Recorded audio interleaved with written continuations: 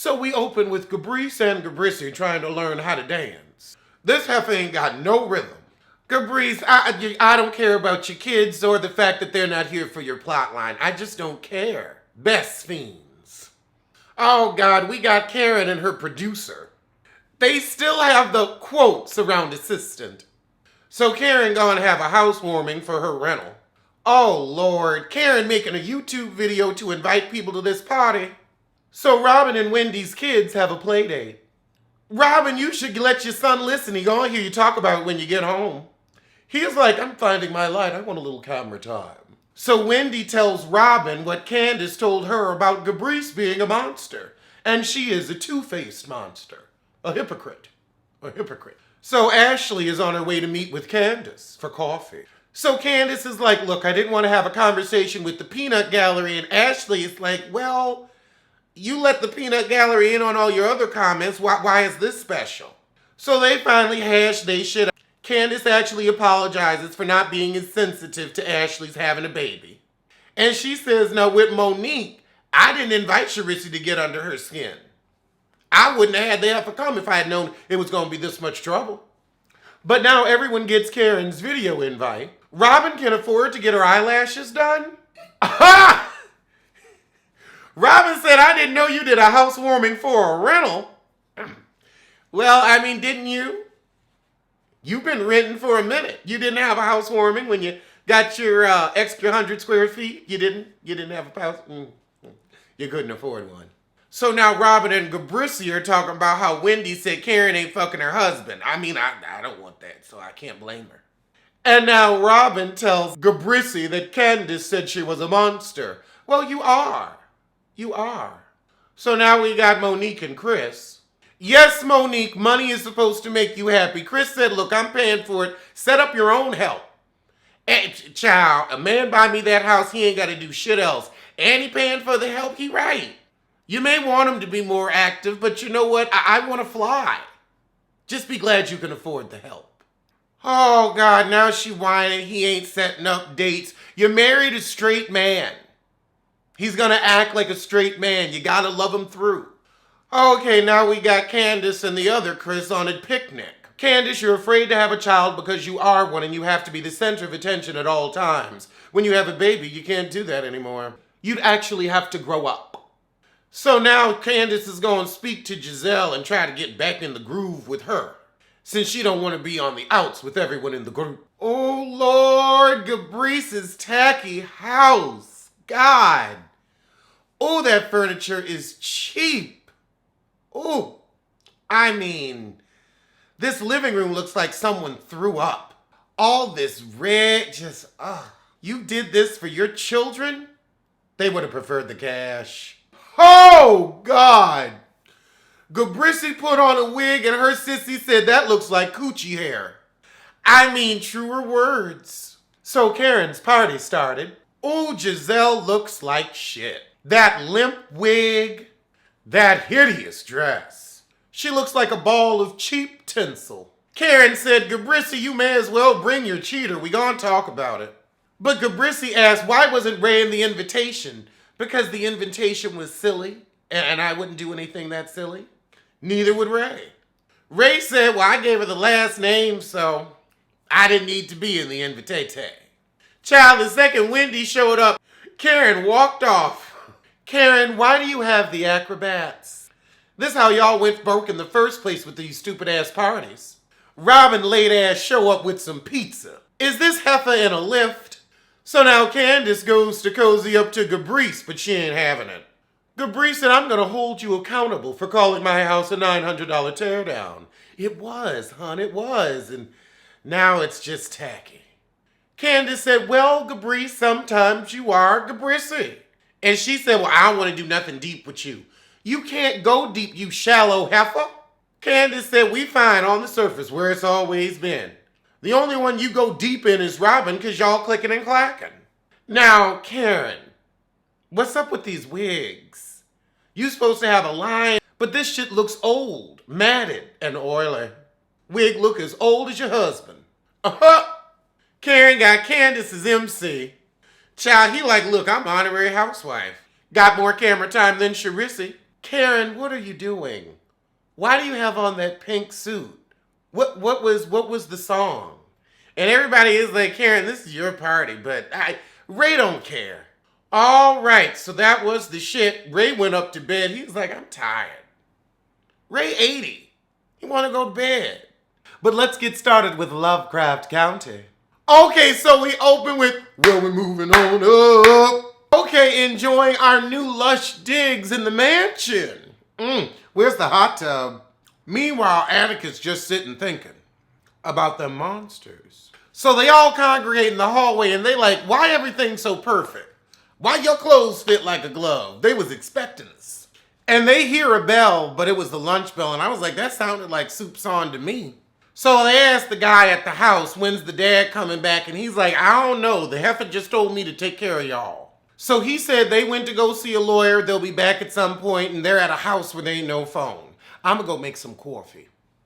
I just ate. You know I'm going to have the itis in a minute, girl. So the guy gives them a tour of the house and lets them know that the place burned down and it's a replica. So we see a portrait of the original owner, and he got on this druid-esque robe giving Illuminati tea. Okay, so there gonna be some lodge members showing up later, but they got the place to themselves for now, and they're going to go for a walk in the village after lunch. But Atticus realizes Journey and Courtney don't remember nothing that happened the night before. So he trying to tell them about the monsters, and they're like, what? But Courtney is like, we're being watched. Sit down, Atticus. So they're like, okay, look, let's go to the village, but let's not give them a reason to be mean. Oh, so they go to look at the car, but the car is back to perfectly normal. The camera's in there and everything. Now they're like, Atticus, are you okay? So the house guy is like, oh yeah, I washed the blood out of the front seat for you, but here you go, here are your keys. So they head off to the village. So Journey and Courtney are like, this might be shell shock. He like, this ain't shell shock. And this village is a little odd.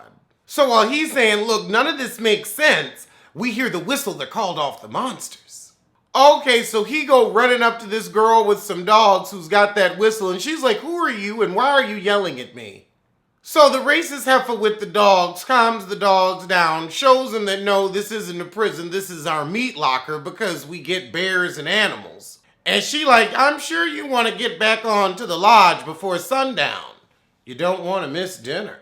So Courtney's like, that meat locker has a dungeon underneath it. And Atticus is like, I bet that's where they keep and pop, and they probably use that dog barking so we couldn't hear him crying for help. Oh, and so Courtney, while they walking home, Courtney's like, ooh, your mama told me that her ancestor was a slave named Hannah who escaped a fire, aka the fire that burned down that house they staying in. Oh, Lord, now something coming at him from out the dirt. Oh, shit, it's a Tremors tea. Shout out to Tremors. Halloween is coming, and we are going to have to do a real good 31 Days of Scary videos, like, for real, we ain't got shit else to do. You know I'm in the heezy. Oh, shit, these are Tremors that can walk. Oh, and there's the whistle. Okay, and it's the white woman from the silver car on a horse. And she's sending them scattering. Oh, it's the racist heifer from before, and she says, take everybody back to the house and bring Atticus down to the lab, and everybody else needs to stay in their bedrooms. But Journey and Courtney don't remember anything. Again, after the whistle, I guess it's like that Men in Black flash. Like they were monsters? What? Why are we dirty? Oh, Lord, so Atticus walk into the lab and we see some old man getting torn apart by some druid guy. A live experimentation tea. It looks like they're taking his liver. Child, you can get some liver at the store. My grandma made an amazing liver and onion. With some gravy. Oh, child, all that screaming is too much. I don't need to hear that. Meanwhile, in Courtney's room, he's discovered a secret passage in the bookcase to a whole-ass hidden library. Huge. It gives you that Addams Family tea. When, remember when they had Uncle Fester on and that heifer was pretending to be his mama and they pulled that lever and then you saw all they riches down that long hallway? Is that kind of hallway. Am I the only one that remembers that? and he finds the book Order of the Ancient Dome. Meanwhile, back with Atticus, they done stitched that old man up. He done survived the surgery. Oh my God, it's Fitz from Scandal! Ah! That was the old man. Fitz looked good for his age. They put a little old makeup on him, but you really didn't need to. But okay, Tony, go in. So the old man that was on the table, he get up and start talking, and he talk about some painting and Bible verses. Let's get to the point. I can't believe it is Fitz from Scandal. So Atticus is like, look, I don't need the whole shit with you and your daughter. Just where's my pappy? That's what I want to know. And he's like, I don't want to see him until the ceremony. So the girl's like, look, all us white folks ain't out to get you. I suggest you make some friends with these powerful people. You don't want to make them enemies. So he like, Heifer, you want to be my friend. First take the spell off my other friends so they can remember what's going on. Okay, so she stopped one spell but started another. Now everybody's got a force field and can't get out their room. Lord. But then she got to go out and deliver some cow's baby. In a silk blouse. I'm sorry, a satin blouse. I love a blouse.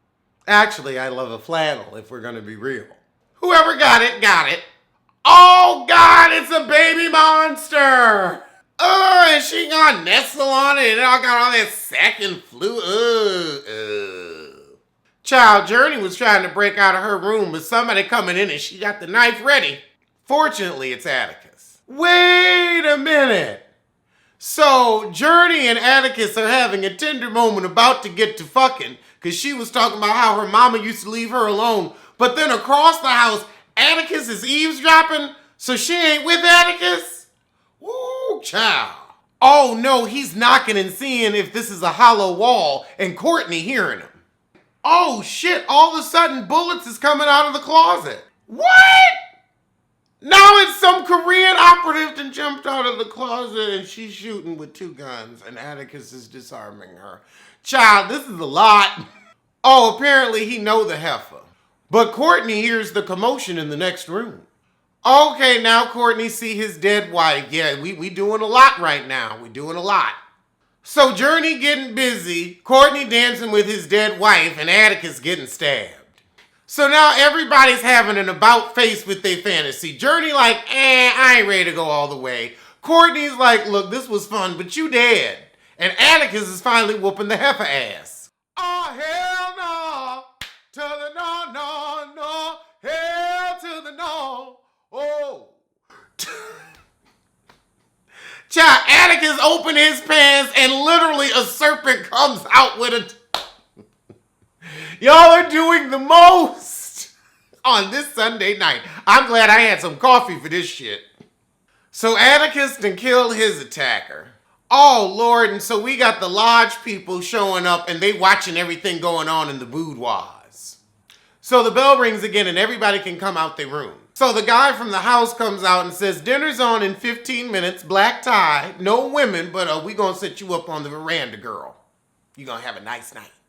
Oh, Lord have mercy. So we at the damn dinner and we find out this fool done taken out his liver and is now serving it to the guests.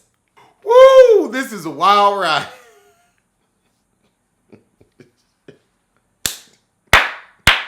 And then a little parsley garnishing. Atticus said, don't eat that. So Courtney done apparently found out they little bylaws and he like, we real special up and through. We're the sons among sons as direct descendants of Titus. So they said, everybody but Sam, get out. They just sit there so they're gonna make him say it again. It's very, can everybody leave the dressing room, please? Pow! I said everybody out the motherfucking dressing room, please! I think we gonna get that. He said, now that's an order. And you, I order you to return my father to me. He like, look, you useful right now, but you ain't indispensable. So Atticus and Courtney run over to that damn meat refrigerator and look in the basement, but they don't find him. So the racist heifer with the dog sees him and has a gun on him, but fortunately Journey comes down the stairs and knocks her ass out with a shovel. Get her again, Journey. Get her again.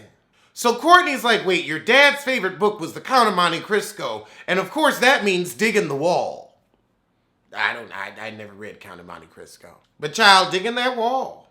So they see that somebody dug a tunnel to get out. So we see his father, or I guess that's who it is, crawling out of the hole that he dug. And he's got handcuffs on. And so the gang runs up to meet him. Hey, Montrose. He's like, what are y'all doing here? So they all get in the car and head off. Oh, shit. But it's the silver Bentley, but it crashes into one of those barriers as they try to cross the bridge. Y'all ain't going nowhere. Now, who's driving up behind them? Oh, it's Tony Goldwyn and his daughter. Lord, he shot Journey. Child, Journey done died. I have a feeling they're about to snap and bring these people back to life, or maybe this is all a hallucination. So did they kill Courtney too? I don't know. Back at the mansion, Atticus is getting a sponge bath. And of course, that thirsty daughter watching. So during this ceremony, the father's trying to open a door to the Garden of Eden and get eternal life. Child, he must not have been around for 2020. So Atticus is like, why you trying to help your pappy? He don't give a shit about you. This is all about sons, not daughters. Okay, so Journey wake up from her death.